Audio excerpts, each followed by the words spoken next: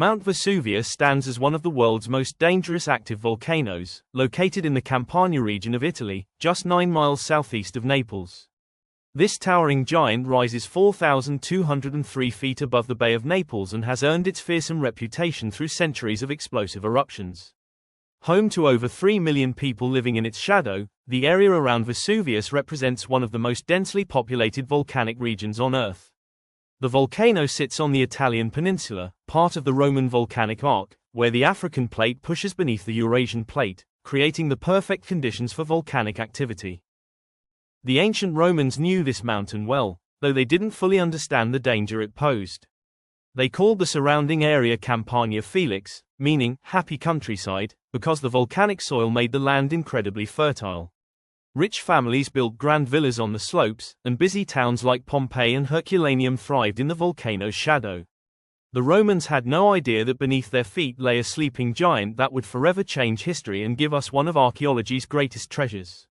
Now, let's dive deep into the story of Mount Vesuvius and discover how this mountain shaped both ancient history and our modern understanding of volcanoes.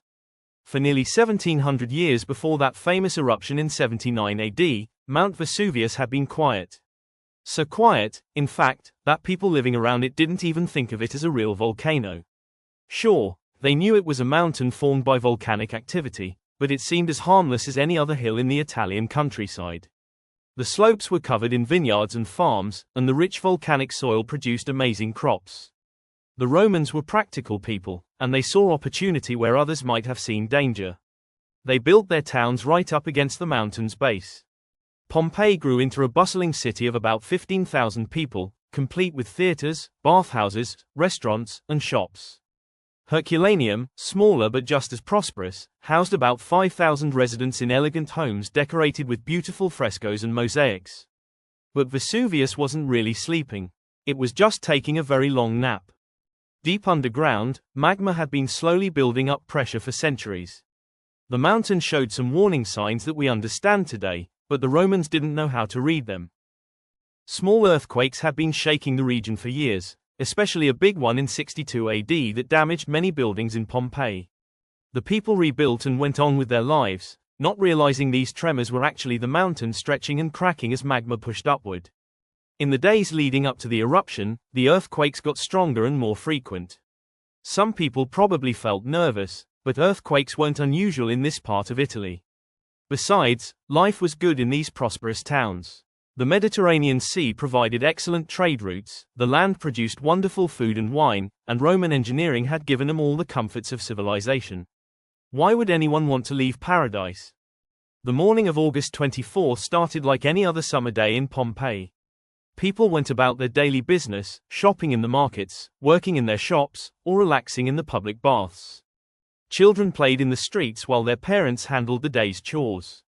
Nobody expected that by evening, their world would be buried under tons of volcanic ash and rock. Around 1 o'clock in the afternoon, Vesuvius exploded with tremendous force. The eruption shot a column of ash, rock, and gas nearly 20 miles into the sky. Think about that for a moment, 20 miles straight up. That's higher than most airplanes fly today. The column looked like a giant pine tree, spreading out at the top as the ash and debris began to fall back down to earth.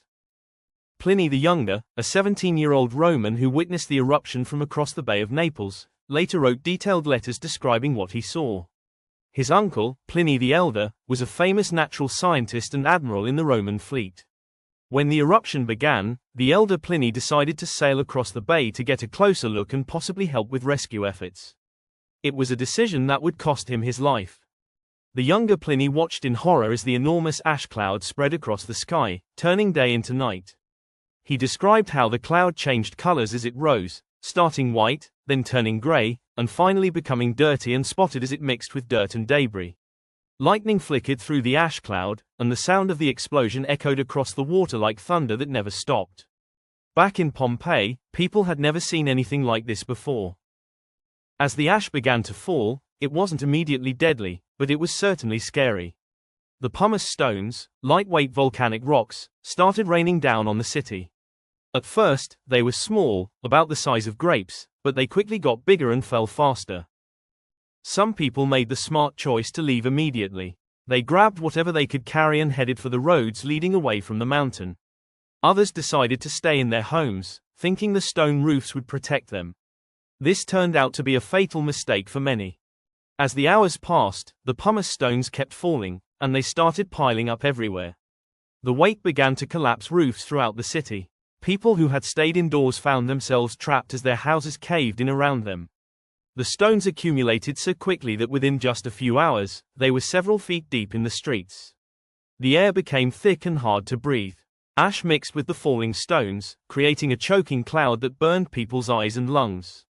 Many people tried to protect themselves by holding cloths over their faces, but the fine ash got through everything.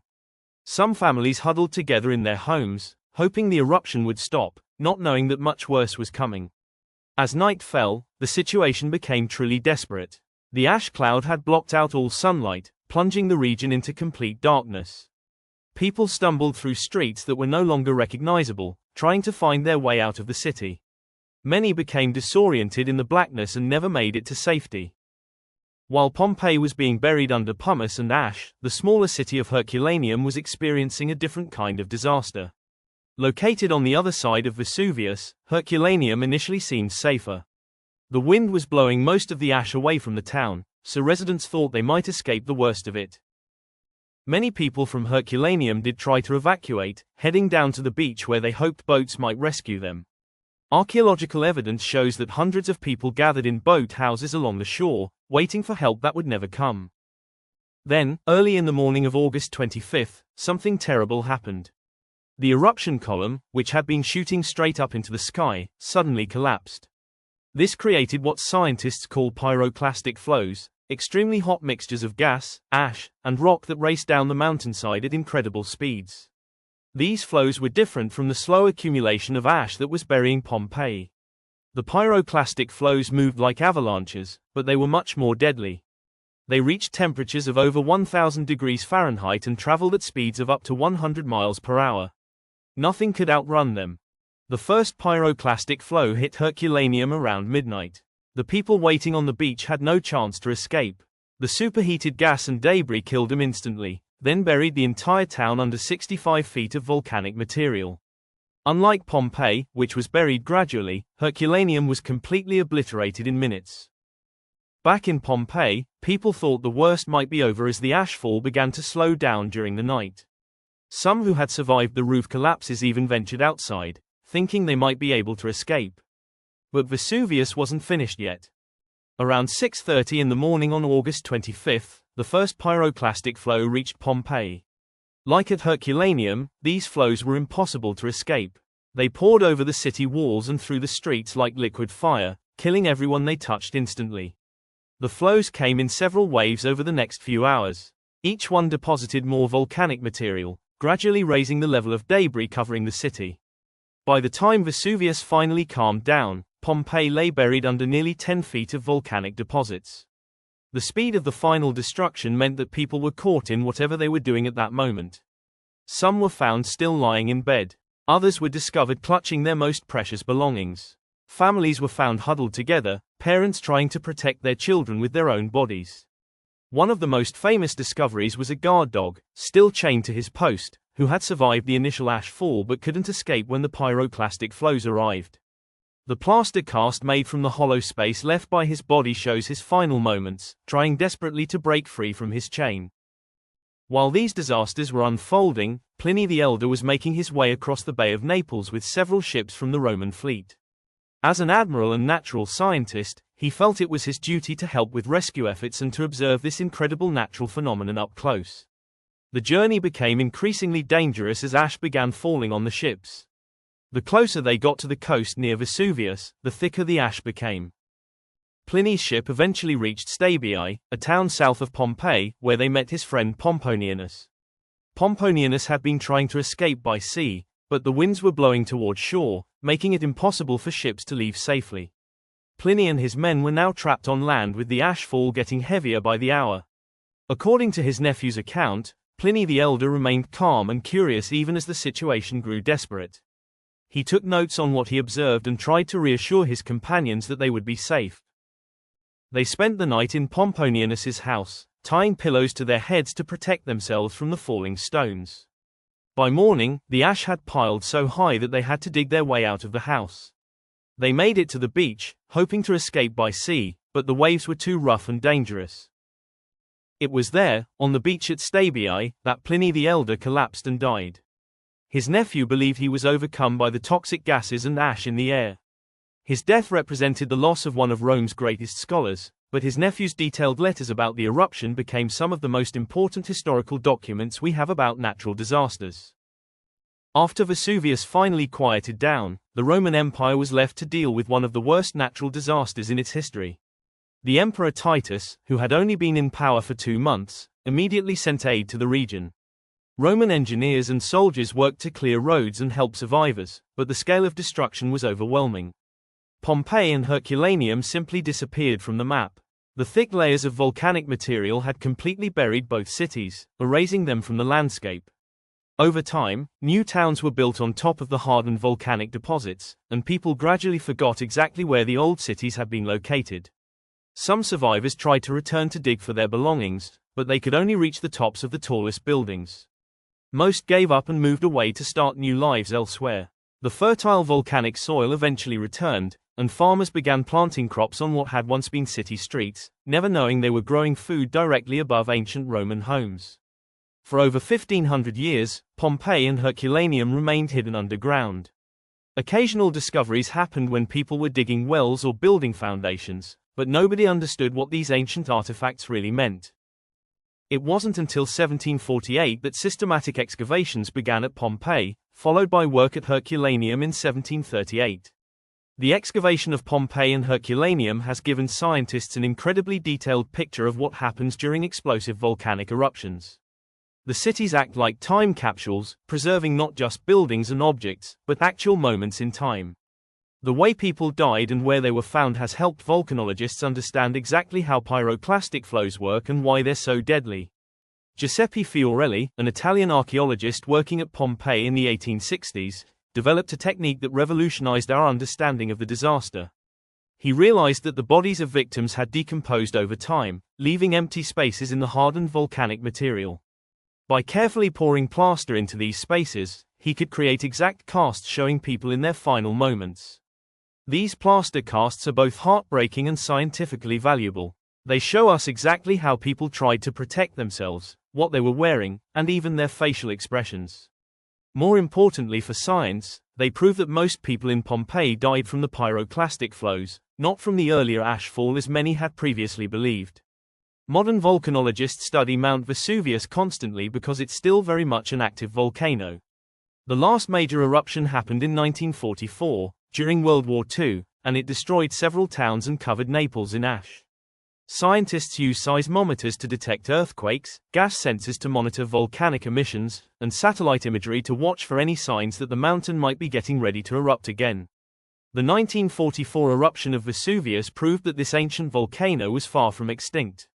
The eruption began on March 18 and continued for several days, destroying the towns of San Sebastiano al Vesuvio, Massa di Somma, and Ottaviano. Lava flows reached within just a few miles of Naples, and ash fell as far away as Albania and southern Italy. What made this eruption particularly dramatic was that it happened during World War II, when Allied forces were stationed at airfields near Naples. The volcanic ash damaged dozens of military aircraft, and the eruption actually interrupted some military operations. Photographers and newsreel cameras captured the eruption in detail, giving us some of the first high-quality footage of Vesuvius in action.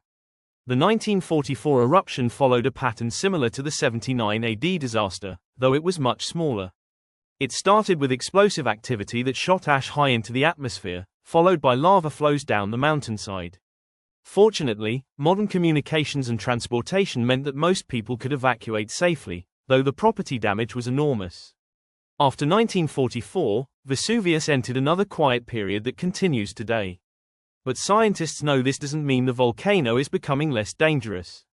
Historical records show that Vesuvius tends to have major eruptions every few hundred to 1,000 years, with smaller eruptions happening more frequently in between. Today, more than 3 million people live in the area around Mount Vesuvius, making it one of the most dangerous volcanic situations in the world. The modern cities of Naples, Torre del Greco, and dozens of smaller towns sit right where ancient Roman settlements once thrived. The same rich volcanic soil that attracted people 2,000 years ago continues to draw residents today. The Italian government has developed extensive emergency plans for a future eruption. These plans include evacuation routes, emergency shelters, and communication systems designed to get people to safety as quickly as possible. Scientists estimate that they would need to evacuate at least 600,000 people from the most dangerous areas, and possibly more than 1 million if the eruption was very large. Modern monitoring equipment gives scientists much better warning than the ancient Romans had. Networks of seismometers can detect the small earthquakes that typically occur before eruptions. Gas sensors measure changes in the volcanic gases coming from the mountain. Ground deformation instruments can detect when the mountain swells as magma pushes upward. Despite all this technology, predicting exactly when Vesuvius will erupt again remains extremely difficult. The mountain could stay quiet for decades more, or it could begin showing signs of unrest tomorrow. What scientists do know is that when it does erupt again, it will likely be similar to past eruptions, which means it will be very dangerous for anyone living nearby. The excavation of Pompeii and Herculaneum continues today, and archaeologists are still making incredible discoveries. New sections of both cities are uncovered every year, revealing more details about daily life in ancient Rome. Recent discoveries include an intact chariot, beautifully preserved frescoes, and even ancient Roman graffiti that gives us insights into how ordinary people thought and felt. One of the most exciting recent developments has been the use of advanced technology to study the sites without damaging them. Ground-penetrating radar can map buried structures before excavation begins. Digital imaging techniques can reveal details in frescoes that are invisible to the naked eye. DNA analysis of victims' remains is providing information about their health, diet, and even family relationships.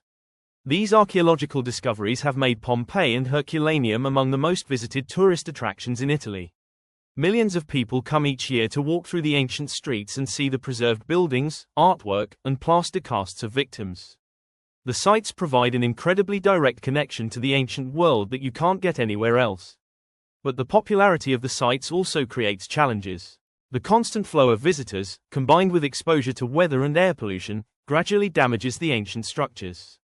Conservators work constantly to protect and preserve what the volcano preserved so perfectly for nearly 2,000 years. Mount Vesuvius stands today much as it did in ancient times, a beautiful, fertile mountain that hides incredible destructive power.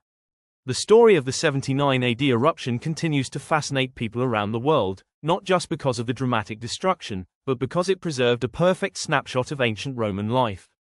The voices of Pliny the Younger, the plaster casts of victims, and the buried cities themselves all remind us that natural forces can change everything in just a matter of hours. Scientists continue studying Vesuvius because understanding this volcano helps them understand volcanic hazards around the world. The lessons learned from the ancient disaster and from modern monitoring efforts help protect people living near other dangerous volcanoes. In many ways, the people who died in Pompeii and Herculaneum 2,000 years ago are still teaching us important lessons about how to live safely with the awesome power of nature. Thanks for watching. Like and subscribe, and don't forget to explore more geological wonders on our channel.